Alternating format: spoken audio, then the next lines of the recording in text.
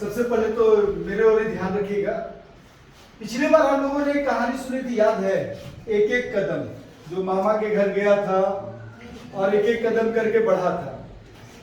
ठीक है, आज आप में से कोई पढ़ने में कमजोर भी होंगे।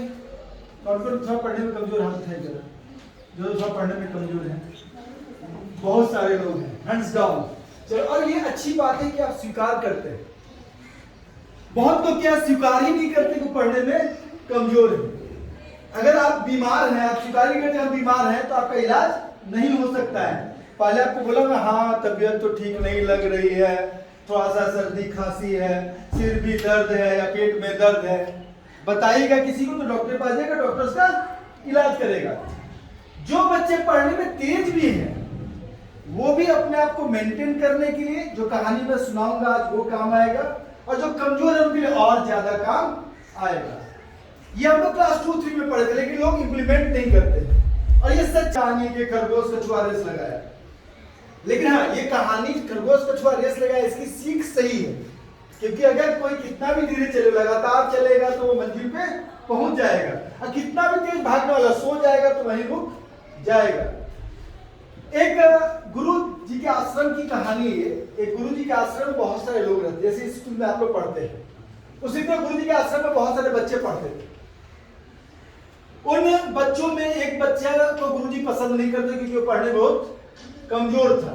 कुछ याद करने ठीक से याद नहीं, हमेशा उस पे से ये तो एकदम कभी नहीं पढ़ पाएगा, इस टाइप से सब कोई बोलता था। एक बार क्या हुआ कि वो गुरु जी बोले तुम आश्रम के लायक नहीं, निकल जाओ।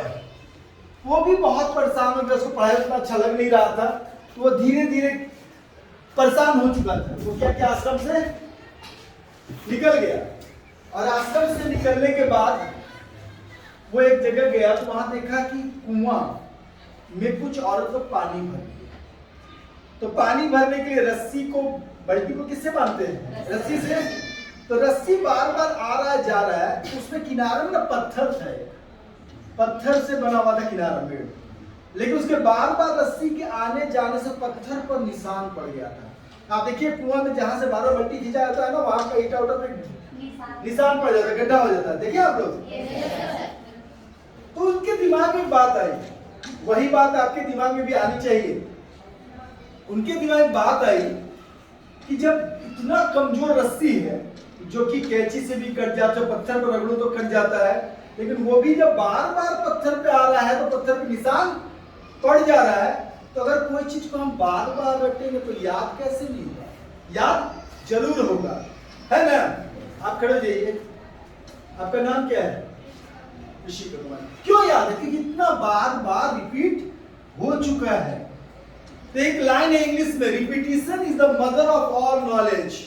कोई भी नॉलेज लेना हो, आपको बार बार रिपीट करना है। आपको खेल सीखना है, कोई क्रिकेट अच्छा खेलता है, कौन अच्छा खेलता है? जो बार बार खेलता है। जब गलती होती है उसको समझता है, यहाँ गलती होगी, बैट ऐसे नहीं चलाना था, तो अगली बार वो अच्छा पैर और बॉडी साथ लाना, चलाना है, वो सीखता है। हम लोग वॉलीबॉल खेलते हैं, बॉल लिए भाग गया, क्यों फेंक गया था?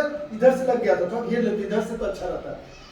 लेकिन बार बार करना पड़ता है। ऐसा नहीं कि मन में सोच लिया और हो गया, ऐसा नहीं कि टीवी देख लिए और टीवी में सब चीज हो गया, ये संभव नहीं है।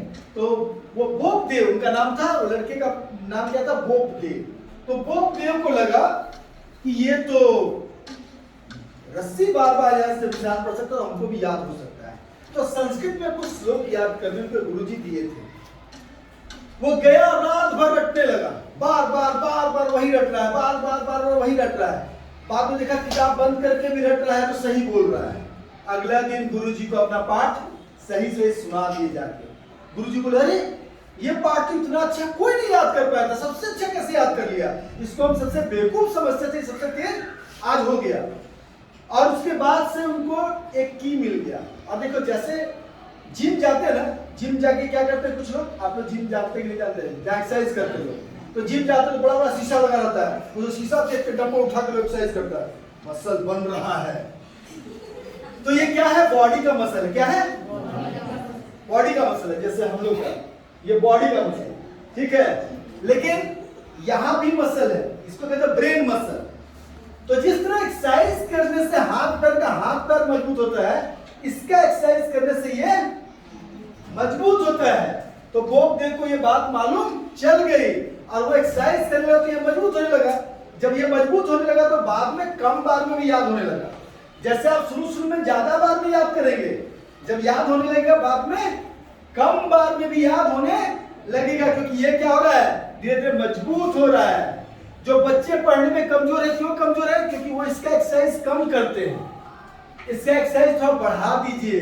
क्या कीजिए, बार बार रिपीट कीजिए। जो चीज याद नहीं है तो बार बार रिपीट कीजिए। और अगर समझ में नहीं आ रहा है तो टीचर लोगों को परेशान कीजिए कि समझ में नहीं आ रहा बताइए, और बार बार रिपीट कीजिएगा तो आपको याद जरूर हो जाएगा।